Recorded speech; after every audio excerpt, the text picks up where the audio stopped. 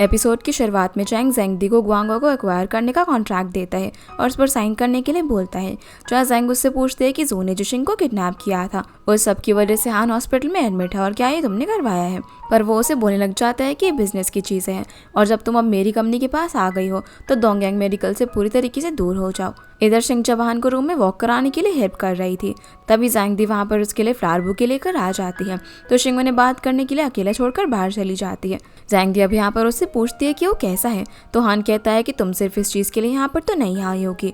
तो जेंग उसे बता देती है कि टोंग गुआंगुआ को पूरी तरीके से एक्वायर करना चाहता है और मैंने इसके लिए हाँ बोल दिया है। तो हान कहता है कि अच्छी बात है। जेंग बोलती है कि ये सब तुम्हारी वजह से हुआ है कि हमें टोंग के साथ काम करना पड़ा। इस एक्विजिशन के बाद टोंग के स्टॉक प्राइस काफ़ी बढ़ जाएंगे, कहीं तुम्हें ये सब करके रिग्रेट तो नहीं हो रहा। पर हान मना करता है और बोलता है कि मैंने गुआंगुआ के शेयर्स उसे दिए थे। इस पर जेंगदी बोलती है कि तुमने कहा था कि हम या तो फ्रेंड्स या फिर एनिमी रह सकते हैं, तो अब जब हम अगली बार मिलेंगे तो राइवल्स रहेंगे। और बाहर जाकर शिंग से कहती है कि मुझे पता नहीं था कि तुम हान को इतनी जल्दी माफ कर दोगी, उसे बस थोड़ी बहुत चोट ही तो लगी है और अगर हान ने तुम्हें पहले यूज किया है तो आगे भी करेगा। इस पर शिंग कहती है कि पहले मैं तुम्हें एडमायर करती थी, लेकिन तुम्हारी सच्चाई जानने के बाद मैं तुम्हें हेट करने लगी। पर अब मुझे रियलाइज होता है कि तुम ना एकदम पैथेटिक पर्सन हो, तुम्हारे लिए मुझे काफी बुरा भी लगता है क्योंकि हान से ऑब्सेशन में तुम खुद को ही भूल गई हो, तुम हान को अच्छे से नहीं जानती हो। ये सुनकर जेंग कहती है कि मैं आगे जाकर देखूंगी कि तुम लोग कब तक साथ रहते हो, जिस पर शिंग हाँ बोलती है और स्माइल करके रूम में चली जाती है। जेंग अभी यहाँ से गुस्से में चैंग को कॉल करके कॉन्ट्रैक्ट भेजने के लिए बोलती है कि मैं उस पर साइन कर दूंगी। अब बाद में हम शॉ को देखते हैं जो कि हान से मिलने के लिए आया हुआ था। वो उसे बोलता है कि मुझे बुरा लग रहा है कि तुम कितने वीक लग रहे हो और कहता है कि शिंग कहाँ चली गई। हान तो यहाँ पर कुछ भी नहीं बोल रहा था, तो वो कहता है कि तुमने उसके लिए मार खाई और वो तुम्हें ही छोड़कर चली गई, वो कुछ ज़्यादा ही हार्टलेस नहीं है।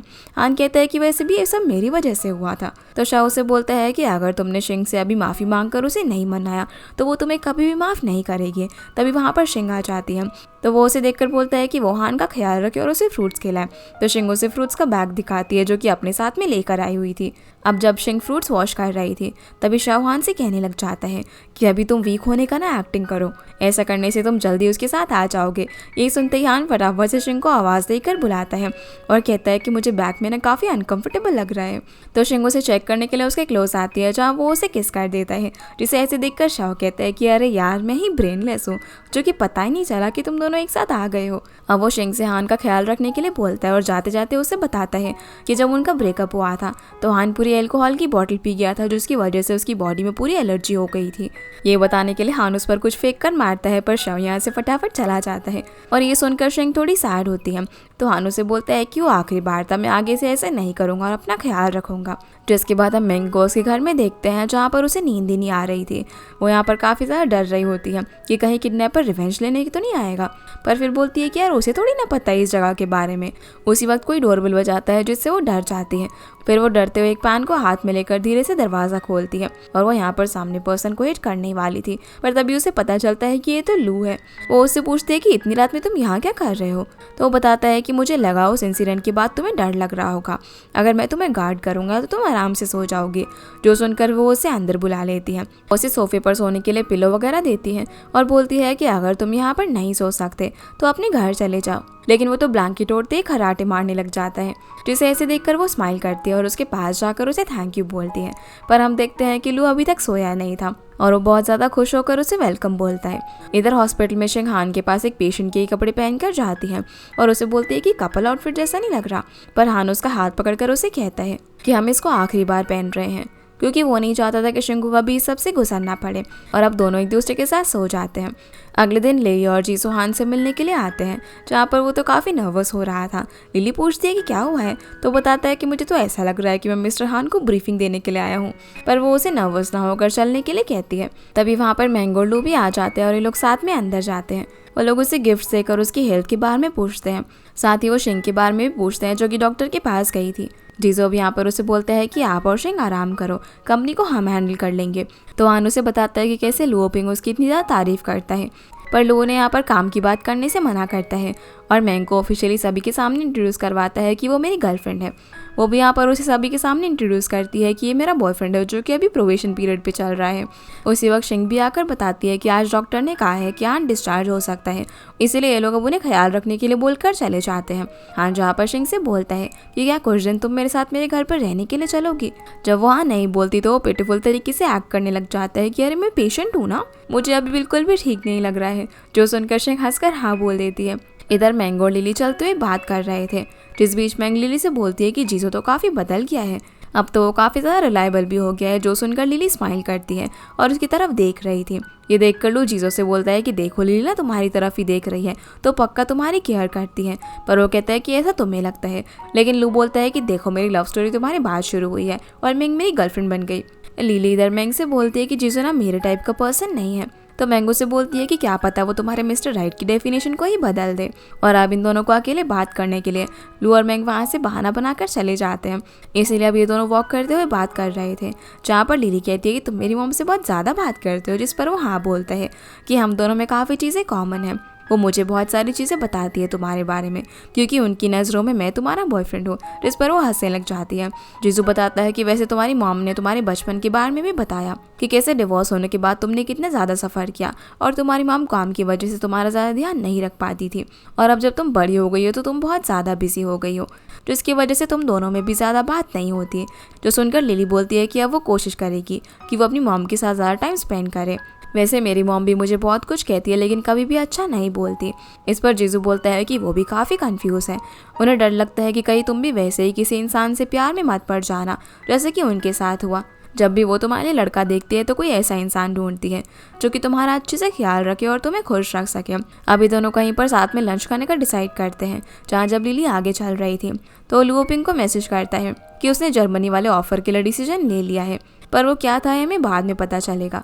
वहीं शिंग हान को हॉस्पिटल से लेकर घर आ जाती है, जहाँ वो हान से बोलती है कि जब वो पहले आई थी तब उसने इन फिशेस को देखा था, इनकी टेल बिल्कुल बटरफ्लाई जैसी लगती है।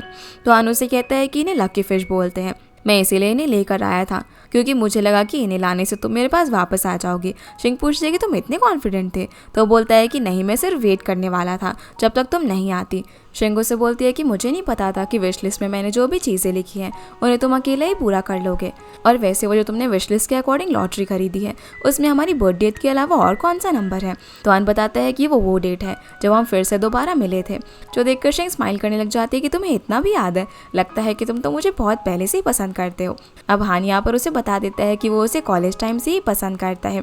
अगर वो जर्मनी नहीं जाता और उस दिन उसका फ़ोन नहीं खोता तो वो दोनों शायद बहुत पहले से ही साथ में होते और वो उसका टीनेज लव होता। जो सब सुनकर शिंग की आंखों में आंसू आ जाते हैं और बोलती है कि तुमने ये सब मुझे पहले क्यों नहीं बताया। तो हान बोलता है कि तुम्हारी ही आंखें खराब है जो कि तुम देख नहीं पाई। जो सुनकर वो हंसने लग जाती है और दोनों अब एक साथ में बहुत ही अच्छा टाइम स्पेंड करते हैं। अगले सुबह उठकर हान ब्रेकफास्ट बना रहा होता है, जहाँ पर शिंग आकर पूछती है कि क्या मैं तुम्हारी कुछ हेल्प करूँ। तो वो उसे बोलता है कि चलो मैं तुम्हें सिखाता हूँ, और फिर दोनों साथ में मिलकर ब्रेकफास्ट बनाने लग जाते हैं, जहाँ पर काफ़ी इंजॉय भी करते हैं। जिसके बाद ये दोनों साथ में ऑफिस जाते हैं, जहाँ पर वो हान का अच्छे से अपने ऑफिस में ख्याल रखने के लिए बोलती है। और जैसे ही हान अपने कैबिन में पहुँचता है तो देखता है कि शिंग ने वहाँ पर उसके लिए फ्लावर वाज रखा हुआ था और चेयर पर भी कंफर्टेबल कुशन लगाए हुए थे, इसीलिए वो चेयर पर बैठकर शिंग की दी हुई कैंडीज को खाने लग जाता है। दूसरी तरफ शिंग और हनाई में उनकी एआई टैलेंट पूल की ड्राफ्ट की मीटिंग चल रही होती है, जहाँ पर वो लोग शिंग का ड्राफ्ट देखते हैं और बोलते हैं कि अगर हमने सारा मैन पावर इसी में लगा दिया तो हमें ज़्यादा प्रॉफिट नहीं होगा, क्योंकि ये तो काफ़ी एक्सपेंसिव और लॉन्ग टर्म प्रोजेक्ट है, और अगर किसी वजह से हमें ये प्रोजेक्ट बीच में छोड़ना पड़ गया तो हमारी सारी मेहनत ही वेस्ट हो जाएगी। पर शिंग कहती है कि डोंगयांग मेडिकल इसमें हेल्प करेगा। जो सुनकर वो लोग बोलने लग जाते हैं कि क्या डायरेक्टर्स मानेंगे। तो शिंग कहती है कि वो सब कुछ हान संभाल लेगा, जहाँ उसके काफ़ी समझाने पर सभी लोग मान जाते हैं। मीटिंग के बाद वो हान के ऑफिस में आकर उसे इसके बारे में बताती है। वो कहती है कि सबके अपने अपने कंसर्न्स हैं, लेकिन तुम्हें इन्वेस्टर्स और बोर्ड मीटिंग को देखना है, बाकी ड्राफ्ट का काम मैं संभाल लूँगी। फिर वो उससे पूछती है कि क्या ये क्वेश्चन कंफर्टेबल है, जिस पर वो हाँ बोलता है। अब वो उसे खड़ा करके बोलती है कि मैंने कुछ स्ट्रेचिंग देखी थी। वो उसे जब स्ट्रेचिंग करा रही थी तो हम देखते हैं कि हान को काफ़ी पेन हो रहा था, लेकिन वो ये चीज़ शिंग को नहीं बताता। अब रात में शिंग विंडो से नाइट व्यू देख रही थी, तभी हान दाओयांग को लेकर उसके पास आ जाता है। तो इस पर शिंग बोलती है कि ऐसा नहीं लग रहा कि हम तीनों फैमिली हैं और दाओयांग हमारा नॉटी किड है, जिस पर वो स्माइल करने लग जाता है। अगली सुबह शिंग और हान साथ में ऑफिस जा रहे थे, जहाँ वो कार में उसे बोलते हैं कि तुम तो बहुत ही ज़्यादा थॉटफुल हो, तो मेरे लिए सुबह सुबह कॉफ़ी लेकर आए। तो बोलता है कि अगली बार मैं कुछ और भी लेकर आऊँगा। तो शिंग उसे जूस लाने के लिए बोलती है। उसी वक्त उसे जीसो का कॉल आता है। वो उसे बताता है कि जो जोयांग कंपनी उन्हें टैंटेलम सेल कर रही थी, उन्होंने कॉन्ट्रैक्ट टर्मिनेट कर दिया है और हमें फ़िलहाल टैंटेलम की सख्त ज़रूरत है। वो इतनी जल्दी हमें कहीं मिलेगा भी नहीं, क्योंकि उनके अलावा मार्केट में और कोई उसे सेल नहीं करता और उसके बिना हम अपने प्रोडक्ट नहीं बना सकते। शिंग उससे पूछती है कि क्या उन्होंने कॉन्ट्रैक्ट को टर्मिनेट किया है, पर वो उसे बताता है कि नहीं, उनका कॉन्ट्रैक्ट एक्सपायरी होने वाला था, लेकिन अब वो उसे रिन्यू नहीं कर रहे। शिंग बोलती है कि इस केस में तो हम कुछ भी नहीं कर सकते और उसे दूसरी कंपनी से बात करने के लिए कहती है और बोलती है कि जर्मनी से आने के बाद मैं इस बारे में सोच ही रही थी, इसलिए मेरे पास जो आइडिया है मैं उसे ट्राई करती हूँ। आगे हम देखते हैं कि लीली मिस्टर मा से बात करती है और उनसे टैंटेलम के लिए कहती है। वो उनसे ये भी बोलती है कि आपकी रॉ मटेरियल से तो हमें बहुत ही ज़्यादा हेल्प हुई है, अगर आप हमारे लिए कर देते हैं तो हम भी आगे आपकी ज़रूर हेल्प करेंगे। इस पर वो बोलता है कि मैं तो सिर्फ आपको 50 किलोज ही ऑफर कर सकता हूँ, क्योंकि मेरी भी सिचुएशन टाइट है। लिली अब ओके बोलकर फ़ोन रख देती है। तभी वहाँ पर जीजो आता है। वो उसे ड्रिंक देता है पीने के लिए और साथ ही थैंक यू भी बोलता है कि वो उसके लिए इतना ट्राई कर रही थी, पर वो साइड होकर कहती है कि मैंने बात की लेकिन कुछ भी नहीं हो रहा। तभी उसे शिंग का मैसेज आ जाता है जो बोलती है कि सप्लायर की प्रॉब्लम सॉल्व हो गई है, जो सुनकर दोनों काफ़ी खुश हो जाते हैं। फिर वो यहाँ पर लिली से पूछता है कि क्या कल वो फ्री है, तो वो उसे लंच पर लेकर जाना चाहता है, जिसके लिए वो हाँ बोल देती है। अब रात में जब शिंग कुछ काम कर रही थी स्टडी के अंदर, तभी वहाँ पर हान उसके लिए नूडल्स बनाकर लेकर आ जाता है और उससे पूछता है कि तुमने प्रॉब्लम कैसे सॉल्व की। तो शिंग बताती है कि जर्मनी की एक कंपनी के CEO यहाँ पर आए हुए थे और शिनली उन्हें जानता था, तो उसने हमें उसे इंट्रोड्यूस करवाया और मिस्टर शू को भी इसके अंदर ऐड किया, इसीलिए अब दोनों को कोऑपरेट करने से फ़ायदा हो रहा है और हमारे रॉ मटेरियल की प्रॉब्लम भी सॉल्व हो गई। इसके लिए हान उसे प्रेज करता है। तभी शिंग बोलती है कि लेकिन इस सब सिचुएशन के पीछे ज़रूर कोई ना कोई है। तो हान बोलता है कि ये ज़रूर तोंके ने किया होगा, उन्हें ज़्यादा प्राइस देकर। शिंग बोलती है कि वो लोग ना कुछ ज़्यादा ही छोटा सोचते हैं। तो हान कहता है कि सब आपकी तरह बड़े सोचने वाले नहीं होते। हान अब उसे रेस्ट करने के लिए बोलता है, पर वो कहती है कि उसे कुछ प्रपोजल देखना है, इसलिए वो जाकर सो जाए। उसे वो वापस से उसके पास एक फाइल लेकर आता है और बोलता है कि इसमें ना आपकी साइन चाहिए। जैसे ही शिंग उसे खोलती है तो उसके अंदर एक किस कार्ड था, जो देखकर वो स्माइल करती है और उसे चीक्स पर किस कर देती है। हान कहता है कि बस इतना ही।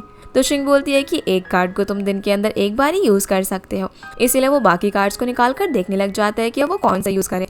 फिर वो मसाज कार्ड को देखकर बोलता है कि यार मेरी बॉडी में ना बहुत ज़्यादा पेन हो रहा है, जिसे ऐसे देखकर शिंग हंसने लगती है और उसे मसाज करने के लिए रूम में लेकर चली जाती है। अगले दिन चैंग और जैंग बात कर रहे होते हैं, जहाँ पर जैंग कहते हैं कि जो सप्लाई की प्रॉब्लम थी उसे तो शिंग ने इतनी जल्दी सॉल्व कर लिया। इस पर चैंग बोलता है कि वो अब काफ़ी स्मार्ट हो गई है, लेकिन वो जल्दी अपनी वीकनेस हमें ज़रूर दिखाएगी।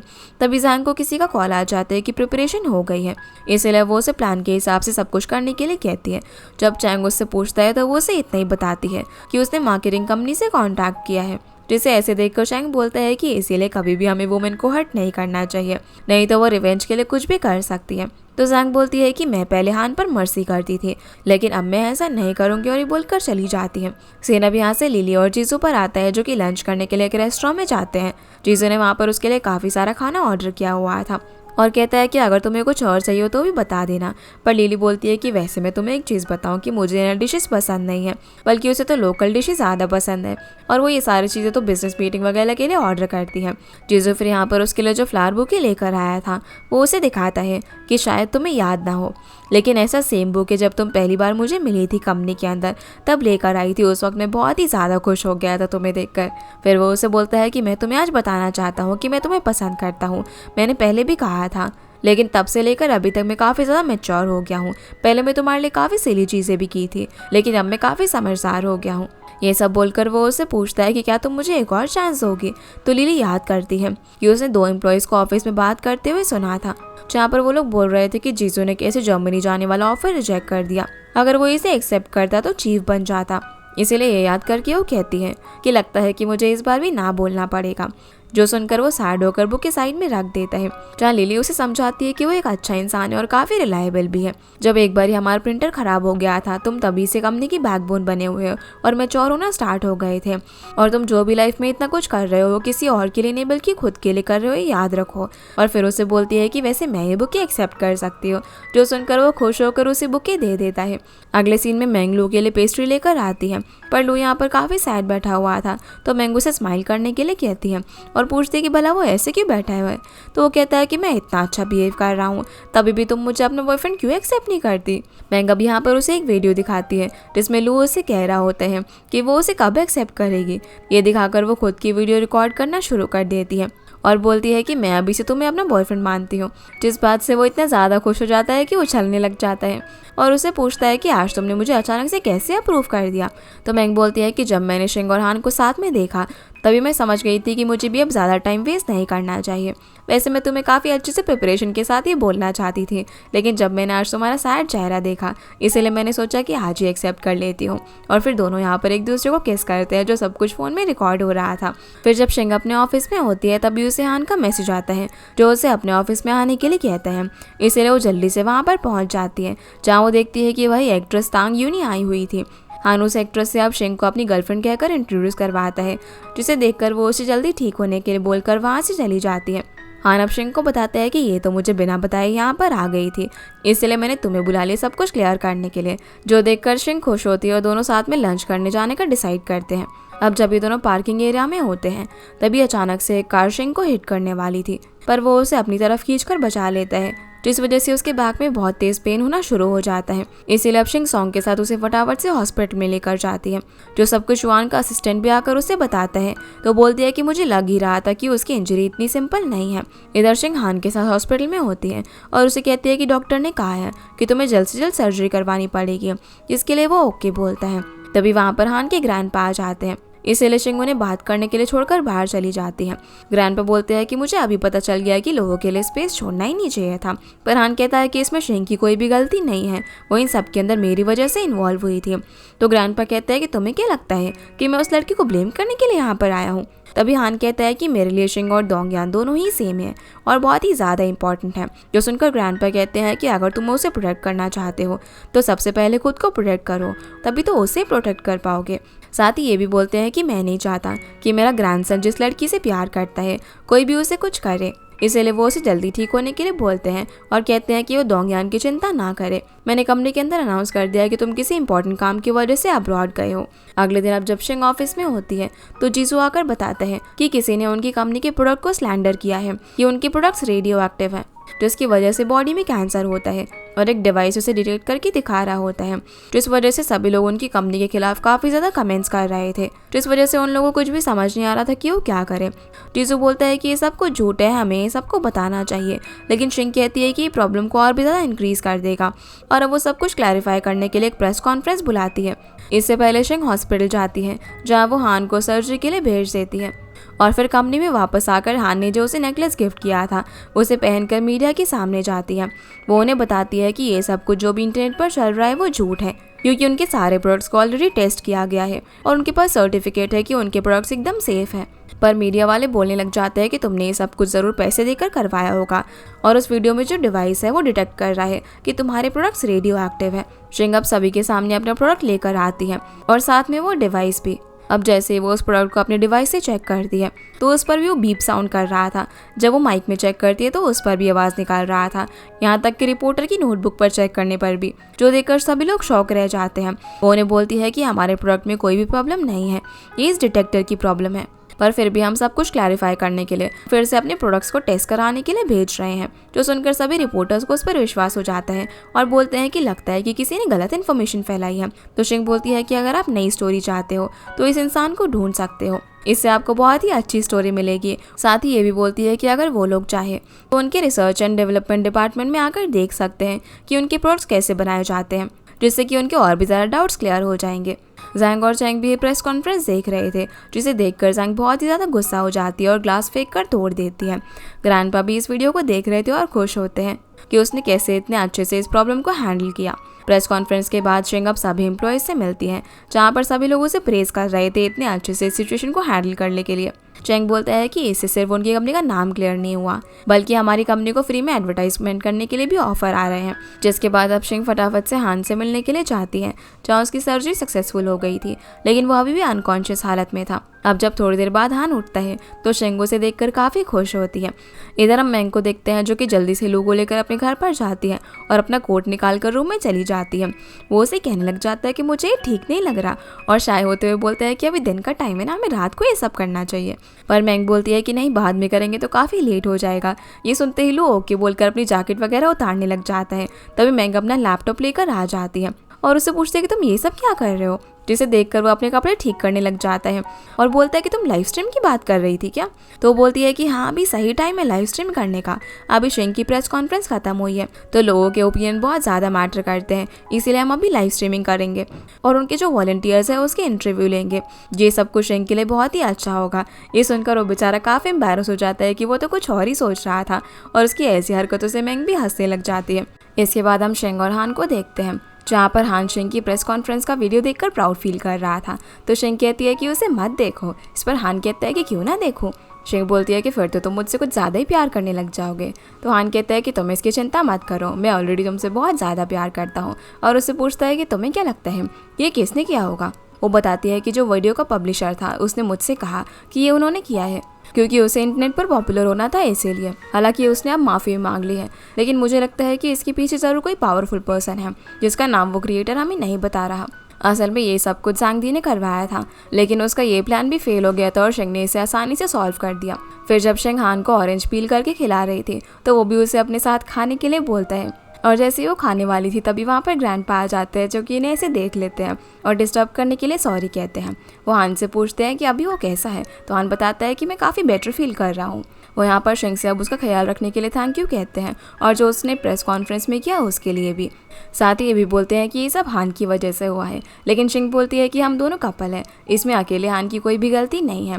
जो सुनकर हान उसका हाथ पकड़ लेता है और ग्रैंडपा हान से कहते हैं कि अभी अगर तुम शिंग को पसंद करते हो तो कोई भी चीज़ करने से पहले 2 बार सोचना है, जिसके लिए वो हाँ बोलता है। फिर वो बोलता है कि पिछली बार जो तुम्हारा नाम मैंने साथ में लिखा था उसे तुम लेकर जाना, ये तुम्हारा गिफ्ट है। इस पर शिंग चेयरमैन कहकर उन्हें थैंक यू बोलती है। तो बोलते हैं कि अभी भी तुम मुझे चेयरमैन ही बुलाओगी। ये सुनकर वो स्माइल करते हुए उन्हें ग्रैंडपा कहकर बुलाती है, तो वो उन्हें ऑरेंज खाना कंटिन्यू करने के लिए बोलकर चले जाते हैं और दोनों हंसने लगते हैं। ग्रैंडपा अब जब बाहर आते हैं तो वो युआन से मिलते हैं। वो उसे बोलते हैं कि हान ने मुझसे कभी भी तुम्हारे बारे में कोई कंप्लेन नहीं की, तो क्या तुम कुछ भी करोगे और मुझे उसके बारे में पता नहीं चलेगा। अगर हान ने एक बार भी तुम्हारे ऊपर ट्रिक्स प्ले की ना तो तुम उसे हैंडल बिल्कुल भी नहीं कर पाओगी। तुम दोनों कजन्स हो, तुम्हारा ब्लड रिलेशन है, तुम्हें ऐसे एक दूसरे के साथ बिहेव नहीं करना चाहिए। जो सुनकर युआन थोड़ी सी सैड हो जाती है। अगले दिन अब जब युआन अपने ऑफिस में होती है तो शिंग उससे मिलने के लिए आती है। युआन पूछती है कि तुम हान का ख्याल रख रही हो ना। तो शिंग उसे थैंक यू बोलती है कि मैंने आपको हॉस्पिटल में देखा था, अभी तक किसी को भी पता नहीं चला है कि हान हॉस्पिटलाइज है, इसे आपने ही कवर करके रखा हुआ है। तो युआन बोलती है कि ये तो मैंने सिर्फ ग्रैंडपा के लिए किया है और पूछती है कि तुम्हें क्या काम है। तो शिंग कहती है कि हम चाहते हैं कि आने वाली बोर्ड मीटिंग में आप हमारा साथ दे टैलेंट पूल के लिए और डायरेक्टर को मनाएं। तो युआन बोलती है कि तुम्हें क्यों लगता है कि मैं तुम्हारी हेल्प करूंगी। इस पर शिंग कहती है कि इस एआई टैलेंट पूल से सिर्फ डोंगियन मेडिकल को नहीं बल्कि डोंगियन टेक्नोलॉजी को भी फ़ायदा होगा, और क्योंकि आप कंपनी की वाइस प्रेसिडेंट हो तो इससे आपको भी लोग प्रेज़ करेंगे, क्योंकि सभी जानते हैं कि हान से पहले आप ही डोंगियन को कितने अच्छे से संभाल रही थी। अब युआन उसे इस बारे में बैठाकर बात करने लग जाती है और बोलती है कि उसमें तो बहुत ज़्यादा पैसा लगेगा, उसका इन्वेस्टमेंट कहाँ से आएगा। पर शिंग बोलती है कि वो सब कुछ हान हैंडल कर लेगा और अगर हम फेल भी हो गए तो फिर आपको चांस मिल जाएगा डोंगियन मेडिकल को लेने का। जिस पर वो हंसकर कहने लग जाती है कि थैंक यू कि तुम मेरे लिए इतना सोचते हो। फिर शिंग जब हॉस्पिटल आती है तो कॉरिडोर में उसे ईचन मिलता है, जो बताता है कि हान आज डिस्चार्ज होने वाला है, लेकिन उसे पूरी तरीके से रेस्ट की ज़रूरत है और वो 1 घंटे से ज़्यादा खड़ा नहीं रह सकता। साथ ही उसे कहीं पर जाना है तो व्हीलचेयर का यूज़ करना पड़ेगा और 1 महीने के अंदर वो पूरी तरीके से रिकवर हो जाएगा। साथ ही वो उसे ये भी बोलता है कि हान और तुमने एक साथ कितनी सारी चीज़ें फेस की है, सच में तुम्हारा पार्टनर तुम्हें मिल गया है, और उन्हें विशेष देता है। शिंग अब हान के लिए व्हीलचेयर लाती है और उसे उस पर बैठाने में मदद करती है। तभी हान उसे किस करने की कोशिश करता है लेकिन वो नहीं करने देती, जिसके बाद वो उसे रात में अपनी कंपनी के अंदर लेकर जाती है क्योंकि उसे उसके बैठने के लिए एक ब्रेस बनाना था। रात में अब जब दोनों बेड पर होते हैं तो शिंग कुछ परेशान दिख रही थी। हान जब उससे पूछता है कि क्या बात है तो बोलती है कि मुझे कल के लिए डर लग रहा है, तुम्हें ज़्यादा देर तक खड़े और बैठने नहीं दे सकते। पर हान उसे कहता है कि तुम चिंता मत करो, तुमने वो ब्रेस तो बना लिया है ना, और उसे कल की मीटिंग के लिए एनर्जी बचाने के लिए सोने को बोलता है। अगले दिन अब शिंग हान को ब्रेस और कोट वगैरह अच्छे से पहनाने में हेल्प करती है और बोलती है कि मीटिंग के पूरे टाइम में वो उसके साथ ही रहेगी। वो उसे ज़्यादा पेन हैंडल करने से मना करती है तो बोलता है कि तुम चिंता मत करो, मैं संभाल लूँगा। दोनों अब मीटिंग में पहुँचते हैं। जहाँ पर हान शिंग को इंट्रोड्यूस करवाता है कि यह हानाई शिंगचेंग की वाइस प्रेसिडेंट है जो कि एआई टैलेंट पूल को हैंडल कर रही है। फिर वो अपनी सीट पर जाकर बैठ जाती है। तभी उनमें से एक डायरेक्टर बोलता है कि तुम हमारे प्रॉफिट का 100 मिलियन हर साल यूनिवर्सिटी स्टूडेंट पर लगाना चाहते हो, जो कि बाद में आकर हमें ज्वाइन भी ना करे, तो भला इसका क्या ही फायदा होगा। ये एक चैरिटी है जो कि तुम हमारे पैसों से करना चाहते हो। तो शिंगो से जवाब देती है कि ये आपका कंसर्न हान का फोकस है कि कैसे उन टैलेंट को यूज़ करें हम डोंगयांग के आगे ले जाने के लिए। फिर वो यहाँ पर शिनली के बारे में बताती है कि कैसे वो इतने ज़्यादा टैलेंटेड लड़का है और उसकी वजह से शिंगचेंग की रॉ मटेरियल की प्रॉब्लम सॉल्व हुई। उन्हें उसी के जैसे टैलेंट चाहिए अपनी कंपनी को और आगे ले जाने के लिए। जिसकी ये बातें सुनकर कुछ लोग तो उसका साथ देते हैं। तभी उनमें से एक डायरेक्टर शिंग से पूछता है कि तुमने कहा कि ये सब मोस्टली लैब से होता है और अगर उसमें इन्वेस्ट करने के बाद हमें कोई आउटकम नहीं मिला तो इसे जो हमारा इन्वेस्टमेंट है वो बर्बाद हो जाएगा, उसके लिए हम क्या कर सकते हैं। इस पर हान खड़ा होकर बोलता है कि जो आपकी इन्वेस्टमेंट की चिंता है उसके लिए हम हानाई शिंगचेंग का हाफ ईयर का रेवेन्यू यहाँ पर लगाएंगे। तो डायरेक्टर बोलता है कि रेवेन्यू कितना ही होगा, पर शिंग बोलती है कि वो 60 मिलियन है और अगले साल तक तो वो डबल होने वाला है, इससे हमारी ग्रोथ में कोई भी प्रॉब्लम नहीं आएगी। ये सुनकर वो कुछ नहीं बोल पाते। अब ज़्यादा देर तक खड़े रहने की वजह से हान की बैक में दर्द होना शुरू हो गया था, जो चीज़ शिंग और युआन दोनों नोटिस कर लेते हैं। फिर दूसरा डायरेक्टर कहता है कि इसे डोंगयान को तो फ़र्क पड़ेगा ही ना, तो आप एक और प्लेज क्यों नहीं ले लेते। अब हान का पेन बढ़ता जा रहा था और युआन उस डायरेक्टर से कहती है कि हान बहुत ही रिवेंजफुल पर्सन है, मैंने पिछली बार ये कहा था तो मुझे डोंगयान के सारे शेयर्स खोने पड़े, इस बार आप क्या खोना चाहते हो। जो सुनकर वो शांत बैठ जाता है। अब हान सभी लोगों से वोटिंग कराता है जो भी एआई टैलेंट पूल के लिए फेवर में थे, जहाँ पर युआन को देखकर उसके जो साथ वाले डायरेक्टर्स थे वो भी हाथ खड़ा करते हैं, जैसे कि उनकी मीटिंग पूरी सक्सेसफुल हो जाती है। युआन अब जैसे ही अपने ऑफिस में जाती है तो उसके पीछे एक डायरेक्टर वहाँ पर आकर बोलता है कि तुमने हान की साइड क्यों ली, तुम्हें ही डोंगयान मेडिकल को लेना चाहिए। पर युआन मना कर देती है कि इससे आपको और सभी को फ़ायदा होगा। और जब वो नहीं मान रहा होता तो कहती है कि अगर आपको इसमें कोई भी इंटरेस्ट नहीं है तो शांति से बैठे रहो और कुछ मत करो। फिर हम लिली को ऑफिस में देखते हैं जो कि अपनी लिए पीच टी बना रही थी। तभी जीजो उसे आकर बोलता है कि ये कोल्ड होती है तो तुम्हें ये ज़्यादा नहीं पीनी चाहिए क्योंकि तुम्हें स्टमक प्रॉब्लम है। साथ ही वो उसे बताता है कि उसने जर्मनी जाने के लिए फिर से रीअप्लाई कर दिया है और मिस्टर लुओ ने अप्रूव कर दिया है, जिसके लिए वो उसे कॉन्ग्रेचुलेट करती है। तभी वहाँ पर जोंग आकर जीजो को कॉन्ग्रेचुलेट करने के लिए बुके देती है, जिन्हें ऐसे देखकर लिली वहाँ से चली जाती है। वो अब अपने कैबिन में जाकर जीजू की बात याद करके वो टी नहीं पी थी, पर तभी वो याद करती है कि कैसे जोंग उसे बुके दे रही थी, इसलिए वो सैड हो जाती है। उसी वक्त जैंग वहाँ पर आकर उसे अपने साथ डिनर के लिए इनवाइट करती है क्योंकि उसे उससे कुछ बात करनी थी, जिसके लिए लिली हाँ बोल देती है। अगले दिन अब शिंग युआन के पास जाकर उससे कॉपरेशन का कॉन्ट्रैक्ट देती है और उसे बोलती है कि ये सभी के लिए एक विन विन सिचुएशन रहेगी। साथ ही कल आपने जो हान के लिए हेल्प किया उसे थैंक यू बोलती है। युआन पूछती है कि हान भी ये चाहता है, तो शिंग बोलती है कि हान तो आपसे बहुत ही ज़्यादा उम्मीद रखता है। शिंग अब जब घर जाती है तो देखती है कि हान काम कर रहा था, जिसके लिए वो उसे डांट कर आराम करने के लिए कहती है। साथ ही बताती है कि उसने युआन के साथ कॉन्ट्रैक्ट साइन किया है और उसने भी तुम्हारी हेल्प की थी क्योंकि बोर्ड मीटिंग से पहले मैं उससे मिलने के लिए गई थी। इस पर हान बोलता है कि वैसे है तो मेरी कज़न ही ना।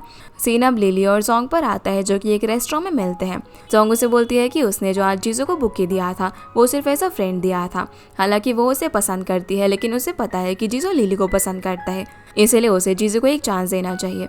तो लिली उसे बोलती है कि मैंने पहले एक रिलेशनशिप बहुत ही कैजुअली स्टार्ट कर दिया था, जो जब एंड हुआ तो मैं काफ़ी ज़्यादा हर्ट हुई। तो लिली उसे समझाती है कि जीजो बाकी लोगों से काफ़ी अलग और अच्छा इंसान है। इस पर लिली कहती है कि वो तो जर्मनी जा रहा है ना, मैं उसे अपनी सेल्फिश रीजन की वजह से नहीं रोक सकती। जोंग कहती है कि इसका मतलब है कि आप भी उसे पसंद करती हो, जिस पर लिली स्माइल करती है और उसे डिनर करने के लिए बोलती है। अगले दिन अब युआन अपने ग्रैंडपा के साथ होती है। तभी उसे हान का मैसेज आता है जो उसे थैंक यू बोल रहा था। ये देखकर वो स्माइल करने लगती है और उसे मैसेज करती है कि ये तो तुम्हारा स्टाइल बिल्कुल भी नहीं है, इतने ज़्यादा पोलाइट कब से हो गए तुम जो कि थैंक यू बोल रहे हो। ग्रैंडपा भी उसे स्माइल करते हुए देखकर पूछते हैं कि किसका मैसेज है जो कि तुम इतनी खुश हो रही हो। तो वो बताती है कि हान मुझे थैंक यू बोल रहे हैं, जिस पर वो भी हंसने लग जाते हैं।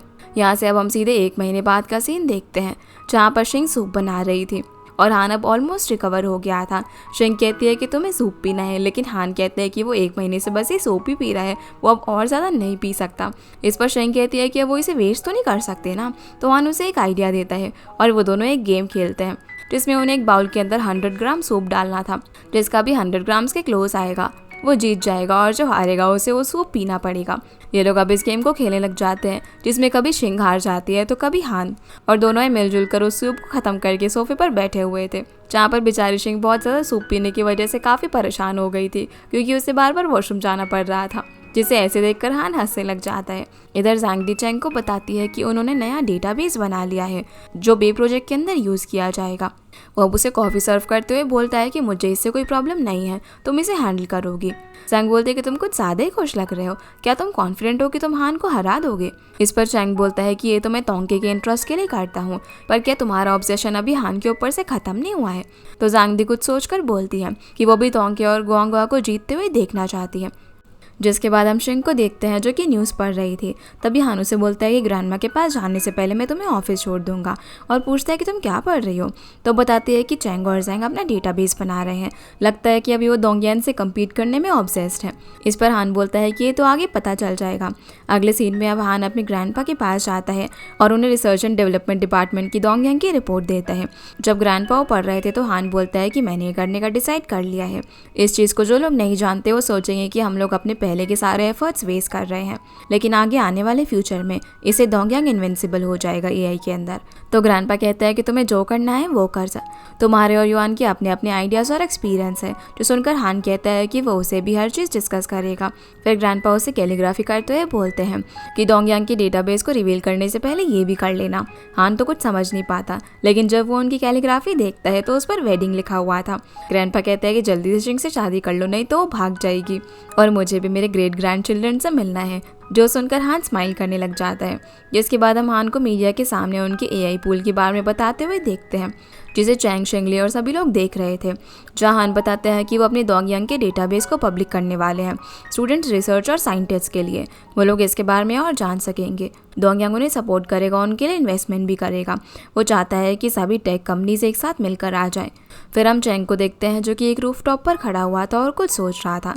तभी ज़ैंग दी भी वहाँ पर आकर उससे पूछती है कि क्या कर रहे हो। वो बोलता है कि जब मैं सैड होता हूँ या फिर मुझे कुछ समझ नहीं आ रहा होता तो मैं यहाँ पर आता हूँ, और कहता है कि मैंने देखा है कि हान तो कभी भी मेरे साथ कम्पीट नहीं करना चाहता था, वो बस ये चाहता था कि हम लोग साथ में आगे बढ़े। मैं तो बहुत ही ज़्यादा खुश हो रहा था जब वो मेरे ट्रिक्स पर कुछ भी रिएक्ट नहीं कर रहा था। वो कहता है कि डोंगियांग ने जो अभी उसके डेटाबेस रिवील किया है उससे अभी तो कुछ ज़्यादा फ़ायदा नहीं होगा, लेकिन बाद में इससे तोंके और गुआंगुआ दोनों को ही फ़ायदा होगा। पर ज़ैंग बोलती है कि मैं अभी भी रिकंसल नहीं कर सकती। जो सुनकर चैंग कहता है कि तुमने मुझे सिर्फ हान से रिवेंज लेने के लिए ज्वाइन किया था ना, और तुम अभी भी उसके साथ ऑब्सेस्ड हो। मैं ये चाहता हूँ कि तुम उसे बुलाकर जो तुम्हारे साथ है उसकी तरफ ध्यान दो। जो सुनकर ज़ैंग उसकी तरफ देखने लग जाती है और कुछ नहीं बोलती। इधर हान ऑफिस में होता है, तभी शिंग आती है वो उसे कुछ डॉक्यूमेंट्स देने के लिए, और बताती है कि आज वो लोग जीजू के लिए एक फेयरवेल लंच रख रहे हैं, तो उसे भी वहाँ पर आना है, जिसके लिए वो हाँ बोल देता है। अब लिली और शिंग जब लंच करने के लिए पहुंच रहे थे तभी उन्हें रेस्टोरेंट के एंट्रेंस पर शॉ मिल जाता है और वो लोग एक दूसरे को ग्रीट करके चले जाते हैं। शिंग यहाँ पर लिली की तरफ देखती है तो लिली बोलती है कि मैं अब ऑलरेडी उससे मूव ऑन कर चुकी हूँ। तो वो यहाँ पर उसे चीज़ों की बात करती है और कहती है कि वो तुमसे कितना ज़्यादा प्यार करता है। तो लिली कहती है कि मैं उसे होल्ड करके नहीं रख सकती, और शिंग की इंसिस्ट करने पर कहती है कि मैं इस बार में बाद में सोचूंगी। ये सभी लोग अब साथ में लंच कर रहे होते हैं, जहाँ पर लू कहता है कि लिली और शिंग लेट आए हैं तो उन्हें ड्रिंक करनी होगी, पर मैंग उन्हें डिफेंड करती है और बोलती है कि वो क्यों ड्रिंक करेंगी। जिसे ऐसे देखकर शिंग बोलती है कि मैंग कितनी ज़्यादा थॉटफुल है। तो हान बोलता है कि मैं थॉटफुल नहीं हूँ क्या, मैंने भी तो तुम्हें डिफेंड किया ना। इस पर लू कहता है कि तुम तो कितने ज़्यादा जेलस हो जाते हो, इससे जल्दी शादी कर लो ना। हान बोलता है कि इसीलिए तो मैं इसके पेरेंट्स से मिलने के लिए जा रहा हूँ। जो सुनकर शिंग शॉक हो जाती है और हान उसके पास आकर धीरे से बोलता है कि ये तुम्हारी विश लिस्ट की आखिरी विश भी पूरी करूँगा। अब जब ये सभी लोग हंसी मजाक कर रहे थे तभी हान को सॉन्ग का मैसेज आता है कि चैंग और ज़ैंग दी को इन्वेस्टिगेशन के लिए लेकर जा रहे हैं, क्योंकि उनका जू के साथ कनेक्शन था और शिंग को किडनैप कराने में उसी का हाथ था। यहाँ तक कि उनके कंपनी के प्रोडक्ट को जो स्लैंडर किया था वो सब में भी इन्हीं लोगों का हाथ था। जो देखकर शिंग बोलती है कि उन्हें सिर्फ अपने कर्मों की सजा मिल रही है। फिर मैंग को थैंक यू बोलती है कि उसके इंटरव्यू की वजह से उन्हें काफ़ी पॉजिटिव रिस्पॉन्स मिला था, और जीजू से बोलती है कि अगर तुम्हें जर्मनी में कोई भी प्रॉब्लम हो तो उन्हें बताए। उन्होंने सब कुछ उसके लिए वहाँ पर अरेंज कर दिया है। सभी लोग अब उसे चेयर करते हैं, पर लिली और जीजू यहाँ पर दोनों ही थोड़ा सैड लग रहे थे। लंच के बाद लिली एक बार में बैठकर ड्रिंक कर रही थी, तभी वहाँ पर शाओ आकर उसे ड्रिंक ना करने के लिए कहता है, पर वो नहीं मानती। तो वो उसे कहता है कि जो भी बात है वो उसे शेयर करे एज अ फ्रेंड। इसीलिए दोनों अब साथ में ड्रिंक करने लग जाते हैं। अगले सुबह अब लिली को अपने घर पर एक पैकेज रिसीव होता है। जब वो उसे ओपन करती है तो पता चलता है कि वो उसके लिए जीजू ने भेजा हुआ था, जिसमें खाने की काफ़ी सारी चीज़ें थी। जीजू ने यहाँ पर उसके लिए एक नोट भी छोड़ा हुआ था कि उसे अपनी हेल्थ पर ध्यान देना है और टाइम पर अच्छे से खाना खाना है। अब वो उसके साथ बिता हुआ टाइम याद करती है। तभी उसे शाओ ने जो कल बोला था वो याद आता है। वो उसे बोलता है कि मैं अपने पास की वजह से तुम्हारे साथ नहीं रह पाया, लेकिन जीजू तुमसे मुझसे भी ज़्यादा प्यार करता है और मैं नहीं चाहता कि तुम उसे खो दो, इसीलिए ऐसा मत करो जिससे कि तुम्हें बाद में रिग्रेट हो। अब लिली फटाफट से रेडी होकर एयरपोर्ट जाती है जीजू से मिलने के लिए, जहाँ पर जब वो जा ही रहा था तो वो उसे पीछे से आवाज़ देकर रोक लेती है और जाकर सीधा हक कर लेती है। उससे मिलने के बाद अब वो शिंग और मैंग को टेक्स्ट करके बताती है कि वो और जीजू साथ में आ गए हैं, जो देखकर सभी लोग उसके लिए काफ़ी ज़्यादा खुश हो जाते हैं। मैंग बोलती है कि लगता है अब तो मुझे शादी के लिए प्रिपेयर होना पड़ेगा, पता नहीं तुम में से कौन पहले शादी करेगा। तभी वहाँ पर हान आता है। जब शिंगो से वो मैसेज दिखाती है तो हान कहता है कि ऑफ कोर्स हम ही पहले शादी करेंगे। हमें पता चलता है कि वो शिंग के पेरेंट्स से मिलने के लिए जा रहा था, इसलिए वो उसे पूछने लग जाता है कि वो कौन से सूट पहने, तो शिंग अब उसके लिए चूज़ करती है। फिर जब ये लोग साथ में कार में जा रहे थे, जहाँ पर शिंग उससे बोलती है कि अगर मेरे पेरेंट्स तुम्हें हार्ड टाइम देंगे तब तुम क्या करोगे, तो हान बोलता है कि मैं हैंडल कर लूँगा।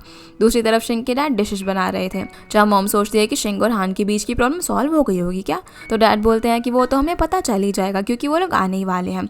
अब थोड़ी देर में ये लोग भी घर पर पहुँच जाते हैं, जहाँ पर हान मॉम डैड के लिए गिफ्ट भी लेकर आया था और उन्हें देता है। मॉम अब इन दोनों को हाथ मुंह धोकर खाना खाने के लिए रेडी होने को बोलती है, जहाँ बताती है कि उन्होंने उसके लिए टॉवल वगैरह प्रिपेयर करके रखा हुआ है, और साथ ही ये भी बोलती है कि उन्होंने लास्ट ईयर न्यू ईयर पे ही ये सब कुछ उसके लिए रेडी किया हुआ था, लेकिन वो नहीं आया।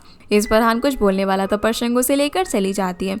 अब ये सभी लोग साथ में खाना खाने के लिए बैठते हैं, जहाँ हम देखते हैं कि डैड ने सारे डिशेस के अंदर बहुत ही ज़्यादा मिर्ची वगैरह डाली हुई थी, जो चीज़ देखकर शिंग अपने पेरेंट्स को घूरने लग जाती है कि आखिर वो लोग ये क्या कर रहे हैं।